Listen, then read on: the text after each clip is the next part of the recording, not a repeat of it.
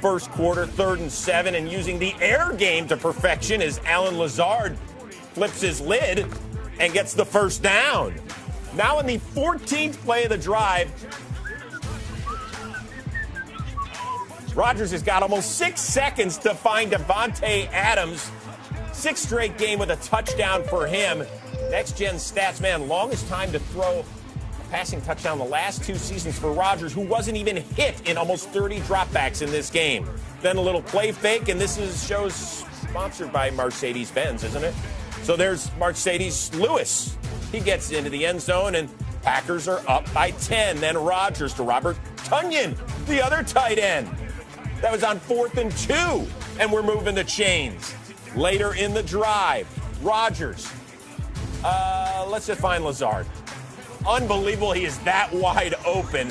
And party of one, Lazard, party of one at the Lambeau Leap. Here's Mitchell Trubisky. Bears with the worst offense, at least lowest scoring one in the league. No Nick Foles. And Mitchell, have you met the law firm of Smith and Smith? That's Zedarius and Preston with a tag team effort, and Preston with the scoop and score. Yeah, there might have been a face mask. 1, 2. Boy, oh boy. Rough evening for Trubisky in his return as the starting QB. See what I mean here? Looking downfield, and maybe people thought Darnell Savage was his favorite receiver on this day. He had 2 INTs on this day before leaving with a back injury. In the 3rd, the Packers are up 17. Rodgers to Tonyan again. His 4th touchdown pass of the game. 28 4-touchdown games since he entered the league in 2005. Only Drew Brees has more. By the way, Rodgers didn't play those first few years. Also passed 50,000 passing yards in his career. Congratulations to him. All right, nice play for the undrafted rookie out of Dartmouth. Just elevated from the practice squad ahead of Sunday's game. Still 13-10. Colt McCoy. No good here on 3rd down. He did his job, 6 of 10, 31 yards. You know what you're getting out of McCoy. It led to a Gano field goal and a 6-point lead. Now it's 19-10.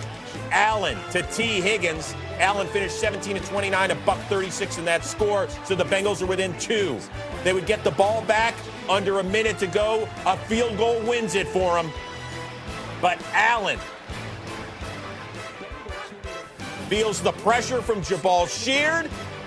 Loses the rock. Leonard Williams recovers. The Giants have won 3 in a row for the first time since 2016. And they lead the division, Joe Judge. Yeah, I would say I'm optimistic at this point right now. Now, I don't want to go ahead and say yay or nay because I don't have the medical information yet, Tom. So, again, once he talks to the doctors, we get the information. I'm sure he's going to try everything he can. But I am optimistic just knowing, what he's played through before and, how he's handled different things. But, again, I got to be fair to the player. I have to see. I don't know how he feels physically. I don't know what the severity of the injury is. So I've got to make sure I have that information. And, obviously the medical team, we don't ever want to put any player on the field if they can't properly defend themselves or compete and execute the way we need them to. They are at Seattle next week. So this will be the second time since 1970 a division leader will have 4 wins through 12 weeks. The 2014 Falcons and Panthers also 4-7, but the Panthers ended up winning that division that year. Hey, Logan Ryan, isn't this awesome? Who cares? Who honestly cares? I mean, it's like a tie. We're in first place for a minute, and then someone else plays. I don't know. I think we got Seattle next week. I think it's going to be our biggest test of the year on the road. I never played there. I played in a lot of stadiums. I haven't played in Seattle. Obviously played Russ in some big games, so I'm excited to go against Russ again. He's a great player, and I'm going to do everything in my power to Mahomes looking to add more, but he gets dropped and drops the ball. William Golston recovers, and Tampa is breathing a sigh of relief. And we have life for the Buccaneers. Brady, Ronald Jones, watch this move. Whoosh! And right down the sidelines, tippy-toeing in.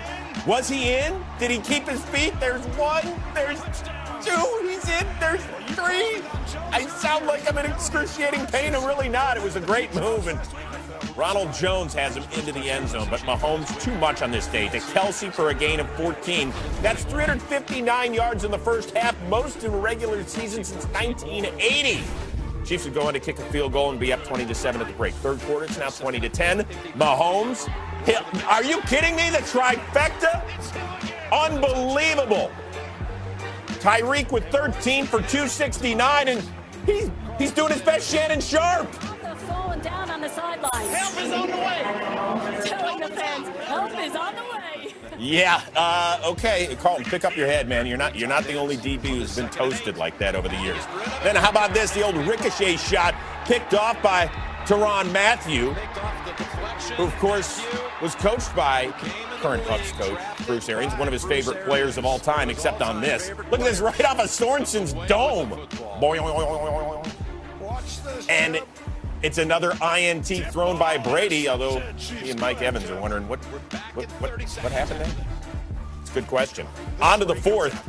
Instead of asking questions, Mike Evans has some answers on 4th and 3. And what is this? It's an Evans touchdown from outside the 10-yard line, which I don't think we've seen all year. The Bucs are within 10.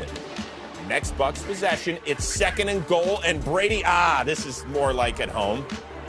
3 catches for 50 yards, 2 of which ended up in the end zone for Evans, so Tampa's within 3. Next Chiefs drive, 3:15 on the clock, 2nd and 6. It's the most underrated part of Patrick Mahomes' game, keeping plays alive and utilizing his legs. All we do is think about that cannon on his right shoulder, but he moves the chains. And then 3 plays later, after you take another look at Mahomes doing his thing.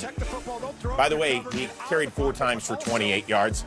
With just over a minute to go, it's 3rd and 7, and it's Mahomes and Hill yet again.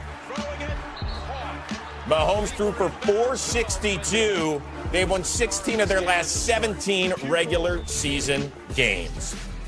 From those 2 quarterbacks to quarterback issues in Denver, struck down by COVID in that quarterback room, a bunch of guys couldn't play, so the rookie wideout, that's right, Kendall Hinton, was out there and activated. He's now a wide receiver, but Von Miller said, hey, listen, I'll play. I'm Von Elway. I'm good. He's been injured all year. As for Hinton, he actually didn't get the start in this one. Now, he did make 4 starts at Wake Forest in his college career, threw 8 touchdowns, got picked off 7 times, changed to receiver, had a 1,000-yard season for the Deacons. But now he's been elevated from the practice squad to the big game, and he doesn't get the start. It's Phillip Lindsay. We're running the Wildcat against the Saints, who've given up the fewest points in the NFL since Week 6. The perfect team to play without a regular quarterback. Then it's Royce Freeman on 2nd and 7. He was the emergency quarterback coming into this one, and finally we get to see Hinton. Okay, he's like, what does this say? What's this play? 3rd and 3, and just throw it away, kid. It's probably the right move. Hinton's a little bummed, but hey, listen, no turnovers, that's okay in this game. Maybe your defense can win it for you with plays like this. Taysom Hill, who, it's crazy to say, but he's like the veteran quarterback in this game. Gets sacked by Bradley Chubb. By the way, fewest completions, attempts, and passing yards in any first quarter this season. 2, 5, and 5 respectively. On to the second in a scoreless game.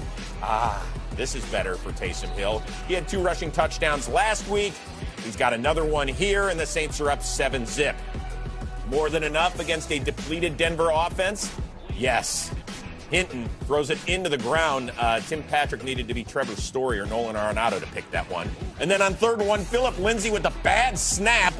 Quan Alexander picks it up. It's all about the Quan, but he gets tripped up by the newly minted Garrett Bowles. Broncos, by the way, entered Sunday with the most turnovers in the NFL. And then Taysom Hill turns that into points. He still hasn't thrown an NFL touchdown pass, but he has a couple more rushing touchdowns and a 14-zip lead.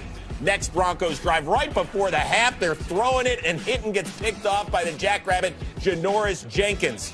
So the Broncos finish the first half with no completions. First time that's happened in the NFL since Denver did it with Tim Tebow in 2011. So, hey, you're right alongside a Heisman Trophy winner who looks great running without his shirt on.